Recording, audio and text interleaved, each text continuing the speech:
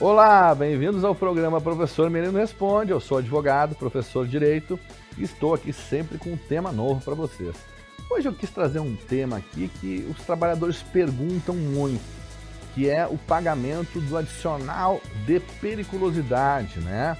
Para os trabalhadores que trabalham com essas questões que se chamam periculosas, né? Então nós precisamos falar das normas, valores de pagamento e quem tem direito e quem não tem direito a esse adicional. Bom, falando do adicional de periculosidade, nós temos que primeiramente separar a questão dos servidores públicos estatutários dos empregados regidos pela CLT. Porque os servidores públicos estatutários, eles têm as suas regras próprias no estatuto. E como não existe um estatuto único no Brasil todo para servidores, os servidores federais, estaduais e municipais, cada um tem o seu estatuto próprio. Os servidores públicos, para eles saberem se tem direito ao adicional de periculosidade ou não, vão ter que verificar lá nos seus estatutos próprios, né? Agora falando em CLT, empregados regidos pela CLT, que são a maioria no Brasil, pessoas que trabalham em empresas privadas, né? Dentro desses profissionais regidos pela CLT, nós temos a norma regulamentadora do Ministério do Trabalho número 16. E essa norma regulamentadora lista todos os casos em que se enquadra o pagamento de adicional de periculosidade. E qual é o valor do adicional de periculosidade, professor Merino? O valor é 30% sobre a remuneração. O adicional é 30% a mais do que ele ganha. Então, se ele ganhar, por exemplo, 5 mil, 30% vai dar 6.500, 1.500 a mais, né?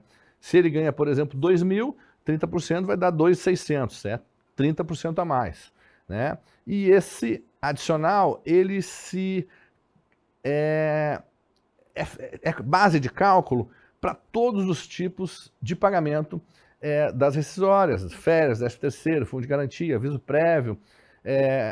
O cálculo do adicional de periculosidade recebido pelo trabalhador, ele tem que integrar tudo como uma remuneração, né? Então, essa remuneração dele incide em todas as outras verbas trabalhistas. É muito importante destacar isso. E quem tem direito a esse adicional? Aí tem pessoas assim, eu trabalho numa zona perigosa, eu trabalho num bairro perigoso, né? Será que eu tenho direito à questão da periculosidade? O que acontece? O Brasil ele tem o sistema normativo, o nosso direito é um direito normativo. Então, não é só você achar que está exposto ao perigo.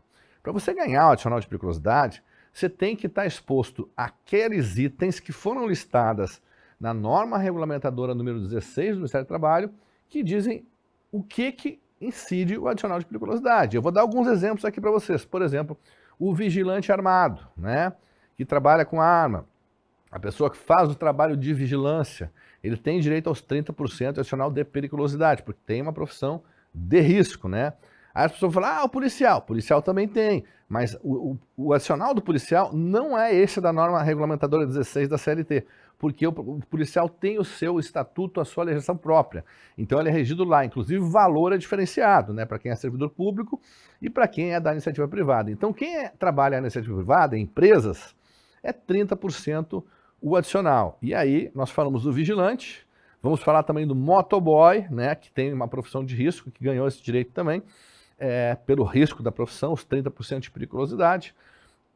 E esses motoboys que ganham esse valor, eles têm que trabalhar na rua, porque aquele motoboy que trabalha, por exemplo, só dentro do estacionamento ou dentro de uma empresa, ele não tem esse direito à periculosidade, porque a periculosidade lá destacada na norma regulamentadora diz que ele tem que trabalhar na rua, exposto à rua.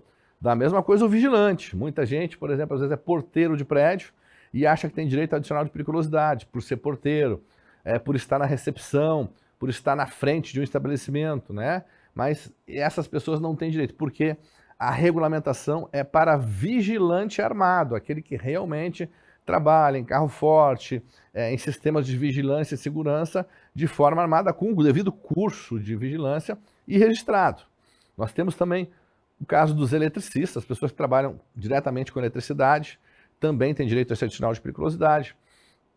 Pessoas que trabalham no raio-x, porque nos hospitais tem a radiação, né? Então você está exposto ao raio-x.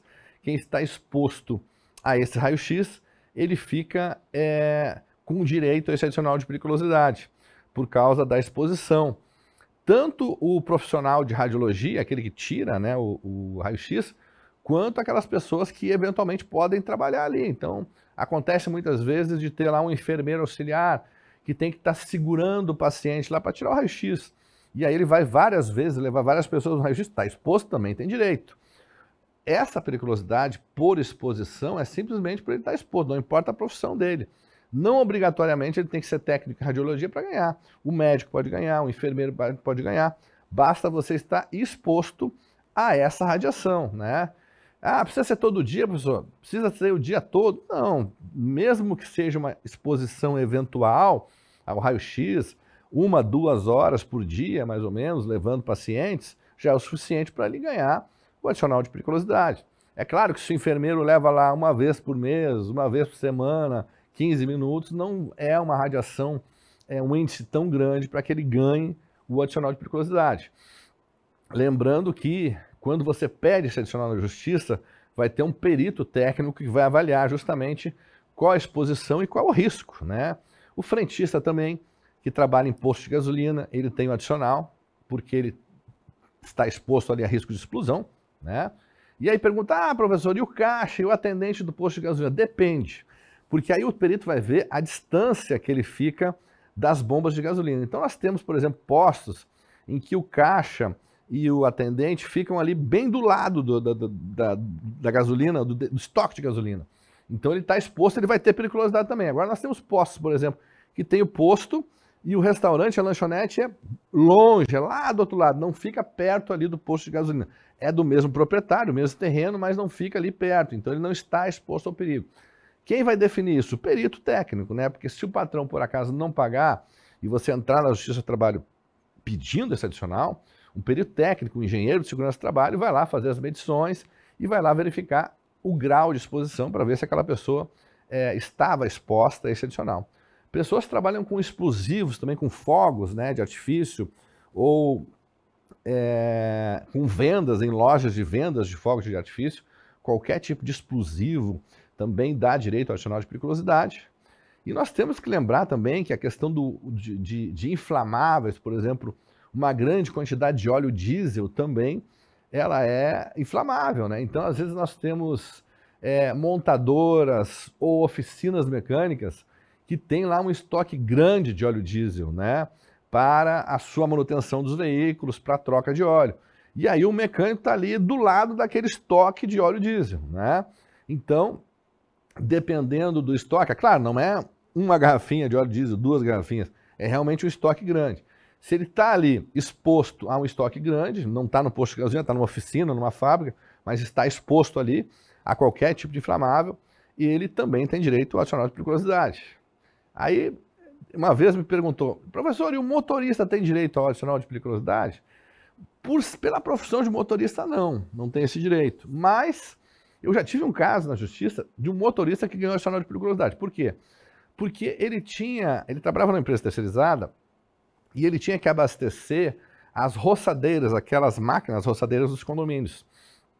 Então ele tinha uma caminhonete, ele levava gasolina, vários galões de gasolina nessa caminhonete para abastecer as roçadeiras dos condomínios. Ou seja, ele dirigia com gasolina exposta e aí ele também teve direito ao pagamento adicional de periculosidade.